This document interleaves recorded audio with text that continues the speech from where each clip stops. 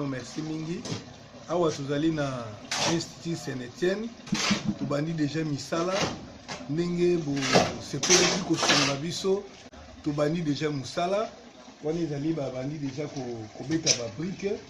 Et puis mopanzi ezali wana. Akanisi misala oyo tokokena yango kino na suka. Tozopesa bino déjà merci.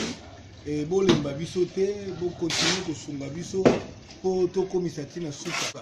Kisala déjà ebandi, lelo tozobeta ba brique, so ba brique ekauki, toloki moyen ndenge nini tobanda kotonga kelasi na biso po bana na bino batanga malamu.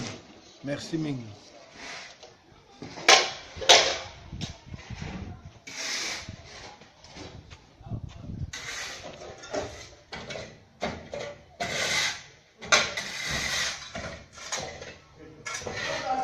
Ça c'est même ça qui fait bien, que tu comprends.